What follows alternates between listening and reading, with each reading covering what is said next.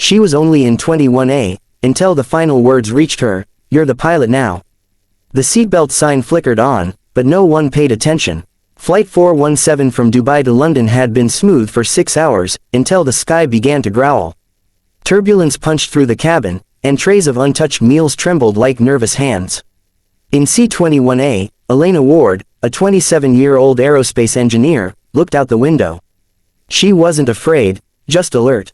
Years of simulator testing at Lockheed had taught her what turbulence felt like, though she had never been in the real sky during chaos. A sudden boom cut through the hum of the engines. The cabin lights blinked once, then went dark. Gasps rippled, oxygen masks dropped like pale ghosts. Somewhere up front, a baby screamed. The intercom crackled, and the captain's voice strained through.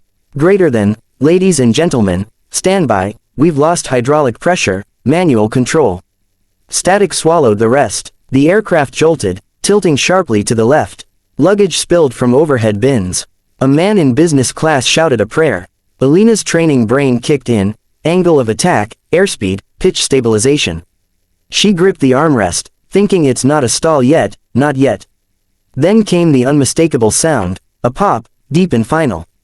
The right engine coughed flame before the cloud swallowed it whole. The jet lurched. Somewhere forward, an attendant stumbled, radio in hand. "We lost the cockpit feed," she cried. Elena's instincts overrode panic. She unbuckled, ignoring the flight attendant's desperate, "Ma'am, please sit down," and pushed her way toward the front. The aisle was chaos, passengers gripping seats, others frozen in prayer or tears. But there was something in Elena's eyes, focus, not fear. When she reached the cockpit door, it was half ajar, swinging unevenly with each violent tilt. Through the narrow gap, she saw one pilot slumped forward, motionless. The co-pilot was pale, blood on his temple, his hand trembling over the comm switch. Their eyes met. He recognized something in her, calm under fire. Maybe it was desperation, maybe fate. He pressed the comm button one last time, voice weak but clear over the intercom. "Greater than, you, in 21A, you're the pilot now." And then his hand fell limp. The words hit like a lightning strike. For a second, the entire cabin went silent, the only sound, the groaning metal of a wounded plane. Passengers turned toward the front, eyes wide. Someone whispered, "Did he say pilot?" Elena's pulse thundered in her ears. She stepped into the cockpit, her hands brushing against the control yoke she had only ever touched in simulations. The clouds outside were a blur of gray and lightning. The instruments screamed warnings. "Okay," she muttered, voice steady despite the tremor in her breath. "You trained for this. You can do this." As the cabin tilted again, she slid into the pilot's seat. Her fingers gripped the controls. The storm roared. The world waited. Elena's hands hovered over the controls, her breath shallow but focused. The cockpit smelled of smoke and ozone, a wounded machine gasping for life. The co-pilot's headset dangled loosely, alarms blared in red. She forced her trembling fingers to move, toggling the intercom. "Greater than, this is Elena Ward. I'm taking control of the aircraft. Everyone, remain calm and fasten your seatbelts." Her voice cracked, but it carried authority. The cabin quieted, fear turning into fragile hope. She scanned the instruments. Hydraulic failure, right engine dead, autopilot offline, fuel imbalance. She had trained on systems like this, but never at 35,000 feet, and never with 200 lives behind her. Her mind raced through every emergency procedure she'd memorized years ago. "Okay, Bird," she whispered to the aircraft, "don't die on me now." She gripped the yoke and tested manual control. The plane responded, sluggish but obedient. The nose dipped slightly, the altimeter spiraled down. Outside, lightning streaked the clouds like veins of fire. Her headset picked up faint static, a voice trying to break through. "Greater than, Flight 417, this is London Control. Identify pilot." She hit transmit. "This is Elena Ward, civilian passenger.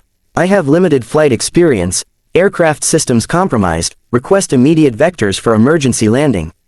There was a pause, then disbelief. "Greater than, say again, 417. Did you say, civilian?" "Greater than, copy that," she snapped back, her confidence returning like a muscle memory. "We've lost both pilots. I'm flying manual." The line went quiet for 3 heartbeats. Then came the calm, practiced voice of an air traffic controller. "Greater than, understood, Elena. You're doing fine. Turn heading 275, descend to 18,000 feet. We'll guide you home. Elena exhaled. Her training in simulators had been under controlled conditions, not inside a storm ripping at the fuselage. Every second, she fought to keep the wings level. Her arms burned, the yoke heavy as if the plane itself resisted survival. Behind her, a flight attendant entered the cockpit, tears streaking her face. "What do you need?" "Water. Calm everyone, and tell them to believe we're going to make it." The woman nodded, disappearing into the chaos. Another jolt hit. The aircraft pitched hard, the left wing dipped dangerously. Warning sirens screamed again. Elena forced the yoke right, gritting her teeth. Come on, come on. Gradually, the nose lifted. The horizon steadied. For a moment, the storm broke, sunlight burst through the clouds like salvation. London Control's voice cut in again. "Greater than, you're lined up with runway 27R.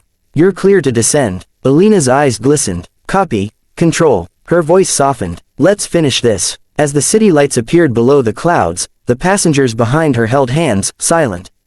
The world outside was chaos, but in C-21A, now the cockpit's command chair, a woman who wasn't supposed to fly was bringing them home. And when the landing gear finally touched the runway, metal screaming but steady, every heart on Flight 417 knew her name.